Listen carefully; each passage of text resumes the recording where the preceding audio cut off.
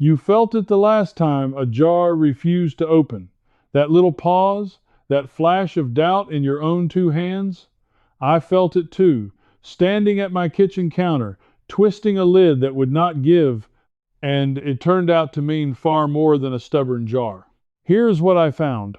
The strength in your grip may quietly predict how long you will live, more accurately than your blood pressure, more accurately than your cholesterol. I did not believe it either. But the trail started with a dusty French instrument from 1798, and it led somewhere I never saw coming. Stay with me, because a handful of military doctors in the 1970s stumbled onto a 15-second version of this that almost anyone can do sitting in the very chair you are in right now. No gym, no gadgets, just your own hands and a kitchen towel. Let me take you back to the moment this stopped being a curiosity and became something I could not put down. I was reading late one night, chasing a completely different thread about old farm work, when I ran across a single line in a medical summary. It claimed that a simple squeeze test, the kind a nurse might do in under a minute, was one of the strongest low-cost predictors of early death that modern medicine had ever measured. I read that sentence 3 times. It sounded absurd. How could squeezing something tell you more than a chest scan or a blood panel that costs hundreds of dollars? So I did what I always do. I went looking for the actual study, because a claim without a source is just a rumor wearing a lab coat. What I found stopped me cold. In 2015, a massive piece of research was published in a respected British medical journal. It was part of something called the Prospective Urban-Rural Epidemiology Study, led by a doctor named Darrell Leong out of Canada. This was not a tiny experiment. They followed nearly 140,000 people across 17 different countries for about 4 years, and they measured something almost laughably simple. They had each person squeeze a hand grip device as hard as they could. That was it. Then they waited and watched what happened to those people's health over the following years. The result is the part that rearranged how I think about my own body. For every 11 pounds of grip strength a person lost, their risk of dying from any cause rose by about 16%. Their risk of dying from heart disease rose too. And here is the line that truly got me. In that data, weak grip strength was a stronger predictor of death than high blood pressure. Think about that. We spend fortunes measuring, monitoring, and medicating blood pressure, and rightly so. But a $2 squeeze test was quietly outperforming it as a warning sign, and almost nobody I knew had ever heard of this. That was the first clue, and it opened a much bigger question. If our hands are carrying this kind of signal, why did the strength in them fall so far in the first place, and why did nobody warn us it was slipping away? That question is where the story turns. So follow me back in time, because to understand why our grip got weak, I had to understand how anyone ever measured it in the first place. This is where that dusty French instrument comes in. In 1798, a French engineer named Edmé Régnier built and described a device he called a dynamometer. It was a spring steel instrument shaped a little like an oval, and you squeezed it, and a needle moved to show how much force your hand produced. For the first time, human grip could be written down as a number instead of a vague impression. That single invention is the reason we can even compare the hands of people 200 years ago to the hands of people today. And when researchers did compare, the picture was not flattering to us. I dug into studies that lined up modern grip measurements against older baseline data, and a pattern kept surfacing. The hands of younger adults today, on average, are measurably weaker than the hands of the same age group a couple of generations back. One analysis of men in their 20s and 30s found their average grip had dropped by a startling margin compared to men that age decades earlier. Their forearms had not shrunk in size. They looked just as big, but the strength inside them was gone. The container was the same. What it could do had quietly emptied out. And that mismatch, big-looking arms with weak-acting hands, was my second clue that something in daily life had changed underneath us without anyone announcing it. So who benefited from that change? Because things this useful do not simply vanish on their own. Here is where I started to feel the outline of the villain in this story, and it is not a single company twirling a mustache. It is something quieter and, in a way, more effective. For thousands of years, ordinary living demanded grip every single day. You wrung out laundry by hand, twisting soaked fabric until your forearms burned. You hauled water in buckets that pulled at your fingers. You cranked engines to start them, turned hand drills, kneaded dough, carried firewood, opened everything by muscle. Your hands got strong because life would not let them stay weak. Nobody called it exercise. It was just Tuesday. Then, decade by decade, that daily demand got sold off. And I mean sold. Every hard squeeze in your life became a product someone could charge you for removing. The electric can opener replaced the twist of your wrist. The power drill replaced the hand crank. The car with a push-button start replaced the pull and the effort. The pre-opened, the pre-cut, the pre-packaged, the automatic. Each one was a small convenience, and I am not against convenience. But add them all together across a lifetime and you get a population whose hands almost never work hard and a slow, silent draining of a strength our grandparents took entirely for granted. Nobody buried this knowledge in a vault. They simply replaced the need for it with things you have to keep paying for, and the strength drained out so gradually that not one of us noticed the day our grip crossed from strong to weak. Not a farm, not a gym, a military airbase. Here is the clue that reopened everything. While I was reading about grip in the heart, I kept bumping into a second, separate finding that seemed almost too good to belong in the same story.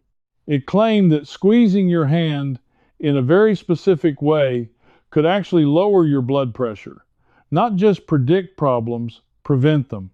Now remember, the mortality study had already shown that weak grip and high blood pressure traveled together. But this was a bolder claim. This said the humble hand squeeze could push back on the very number we all fear at the doctor's office. I needed to know where that came from, and the origin turned out to be one of the most unlikely accidents in modern health science. Go back to the 1970s. Fighter pilots in high-performance jets had a dangerous problem. When they pulled hard turns, the force yanked blood away from their brains, and they could black out at the worst possible moment. So part of their training involved tensing their muscles hard against that force, gripping and clenching to keep blood where it belonged. Flight surgeons studying these pilots noticed something they did not expect. The men who did a lot of this isometric straining, this holding of tension without movement, tended to have lower resting blood pressure than expected. It was a side effect nobody was looking for, hiding in the data of men who flew for a living. One researcher would not let that observation go. A scientist named Dr. Ronald Wiley, connected to the University of Cincinnati, spent years chasing this thread through the 1980s and into the 1990s. He wanted to know if you could take that accidental pilot effect and turn it into a deliberate treatment for ordinary people. So he ran controlled studies using nothing more than a hand grip device. Participants would squeeze at a moderate level and hold it, rest, and repeat. Just a few short holds, a few days a week. The results he reported were the kind that make you lean toward the screen. Meaningful drops in resting blood pressure, in some cases the sort of drop people hope to get from a pill, achieved by squeezing a spring for a few minutes a week. That was clue number 3, and it was electric. A forgotten pilot side effect had become a repeatable, drug-free method, and it had been sitting in the research for decades. Now, I want to speak directly to the part of you that is already pulling back, because I felt this doubt myself. Maybe you are thinking this sounds like it needs special equipment, a fancy grip machine, a subscription to some program, a trainer telling you what to do. Maybe you are thinking your hands are already too weak, or your knuckles ache, or you are past the age where any of this could matter.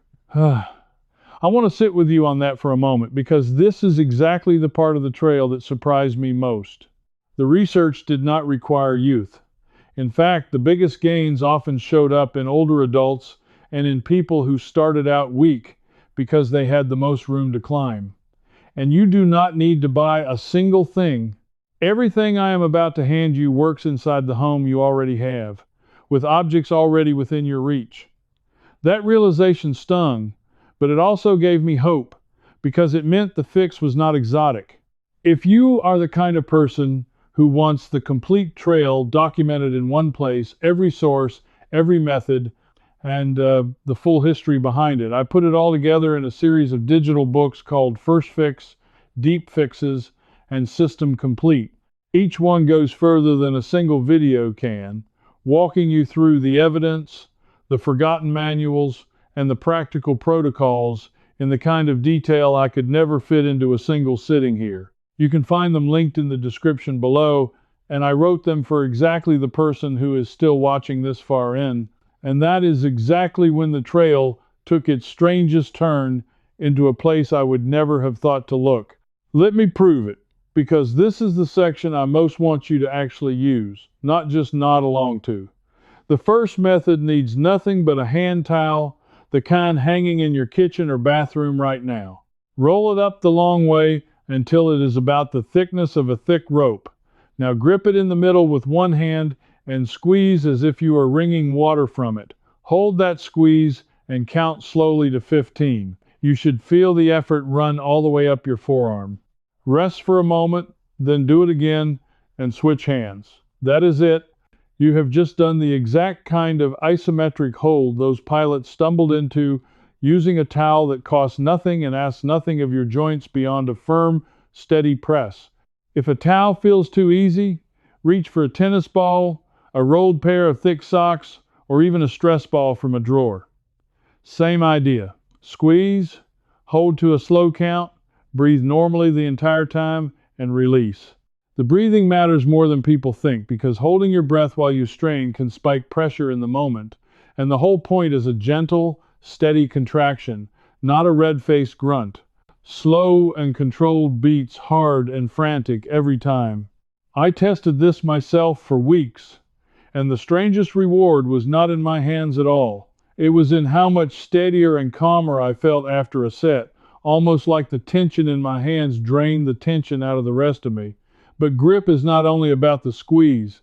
This is where the trail widened again, and I found the second free method hiding in the most ordinary chore of all, carrying things. Remember how our grandparents built iron hands hauling buckets and firewood? You can recreate that in your own kitchen with the shopping you already bring home. It is sometimes called a loaded carry, and it is exactly what it sounds like. Take 2 full grocery bags or 2 jugs of water, one in each hand, stand up tall, and simply walk. Walk across the room and back. Let your hands and forearms carry that load. That single act, holding weight while you move, trains grip, forearm, shoulder, and posture all at once, and you are going to carry the groceries anyway. The only change is that instead of rushing to set them down, you let them work for you for an extra 30 seconds. There is a third one, and it is my favorite because it turns a doorway into a piece of gym equipment. If you have a sturdy counter edge, a solid table, or a safe, secure bar, you can do a supported hang or a supported hold. I do not mean dangling your full weight if your shoulders are not ready. I mean gripping a fixed edge and gently leaning back, letting your hands take a portion of your weight while your feet stay on the floor for safety. Hold, breathe, and count. You control exactly how much load goes into your hands by how far you lean. It is scalable to any level of strength, and it directly rebuilds the variability the jar was testing. Start light. Respect your joints. Add a little each week. The whole philosophy here is small, steady, and repeatable, because that is precisely how everyday life built these hands in the first place, and precisely how the convenience economy took that strength away, one skipped effort at a time. Now stay with me, because everything so far has been the setup, and here is where all the clues finally snap together into the one thing I most wanted to find. The single specific 15-second method, the one drawn straight from that pilot research laid out so you can start it this weekend. This is the piece I chased through 200 years of instruments and a decade of Air Force data to reach, and it turns out to be almost insultingly simple. The protocol that came out of that isometric hand grip research follows a clear shape, and once you see it, you cannot unsee how easy it is. You squeeze at a moderate effort, not your absolute maximum, roughly a third of the hardest you could possibly grip, comfortable but clearly working. You hold that steady squeeze while you breathe normally, and the classic version used holds of about 2 minutes at a time, done a few days a week. But here is the door in for real life, the 15-second key. You do not have to start at 2 minutes, and you should not. You build there. You begin with a firm, controlled 15-second hold, rest for a slow count, and repeat. A few holds per hand, a few days a week. That short, honest 15-second squeeze is the seed of the exact effect those flight surgeons saw hiding in their pilots, and it costs you nothing but the willingness to do it. Let me tell you why this particular version is the treasure, and not just another tip. First, it is isometric, meaning you hold tension without moving the joint, which is gentle on aching hands and stiff fingers, the very people who are usually told they are too far gone to bother. Second, it hits two birds at once. The mortality research told us that grip strength itself is a lifelong marker of resilience, so building it directly pushes back on the warning sign that giant 17-country study identified. And the pilot-derived isometric research told us the same squeeze can help nudge blood pressure down, addressing the exact companion risk that traveled alongside weak grip in the first place. One 15-second habit, quietly working on both fronts. Third, and this is the part that still amazes me, it was never hidden in a locked archive. It was published, studied, and confirmed. It simply got drowned out because a free 15-second squeeze has no marketing budget, no packaging, and nothing to sell you next month. That is the whole shape of this trail, and I want you to see it clearly, because you now hold the finished map. The knowledge existed for centuries, written into the daily labor of people who wrung laundry and hauled water and never once thought of their hands as a health measurement. Then a Frenchman in 1798 gave us the tool to turn grip into a number. Then modern researchers, following almost 140,000 people across 17 countries, proved that number quietly forecasts how long we live. Then a group of military doctors in the 1970s tripped over the discovery that the same squeeze could lower our blood pressure, and one stubborn scientist spent years turning that accident into a method. And all of it sat there, scattered across old manuals and forgotten journals, waiting for someone to gather the pieces. I traced them, and now they are in your hands, in the most literal way possible.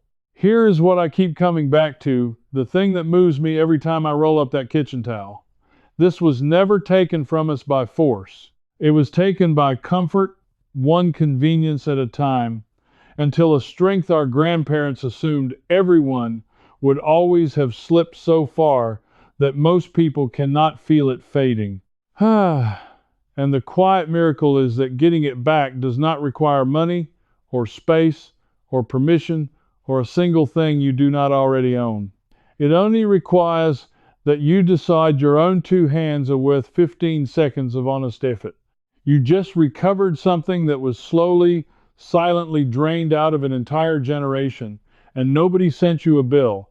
If you are the kind of person who wants the whole trail and not just the headline, who wants to know where a claim comes from before you trust it, then you already understand why this channel exists, and you are exactly who I make these for. So let me ask you something specific, and I truly want your answer. When you picked up those 2 grocery bags, or squeezed that rolled towel to a slow count of 15, did you feel that effort climb up into your forearm the way I described? Tell me in the comments which of the 3 methods you tried first, the towel, the carry, or the supported hold, because I read them and I want to know which one surprised you most. Do not just think it and scroll past, type it out. This audience is quiet, and I am asking you directly to break that quiet. And I truly want your answer. And if any part of this made you look at your own hands differently tonight, consider joining us, because this is not really about one channel. It is a small movement of people quietly reclaiming the practical knowledge that got replaced with things we have to keep paying for. Subscribe and stand with the ones who would rather rebuild a lost skill than rent a solution forever. Because the next thread I am pulling is just as buried as this one. It starts with an old kitchen habit from before refrigerators were common, a way people kept certain foods safe for weeks using nothing but a shelf, a cloth, and one ingredient almost everyone already has in the cupboard. I have already found the manual it came from, and the date on it surprised me. But that, my friend, is the next case, and I would rather crack it open with you than without you. I'm going to leave you with that grip protocol, step by step, inside the Practical Wisdom Circle. This video gave you the overview. In there, I walk you through the whole thing right where we just stopped. And if something isn't clear, you can ask me directly. A real person answers myself. Folks just like you are already inside, so you're not alone. Point your phone at the code on the screen. Cancel anytime, one click,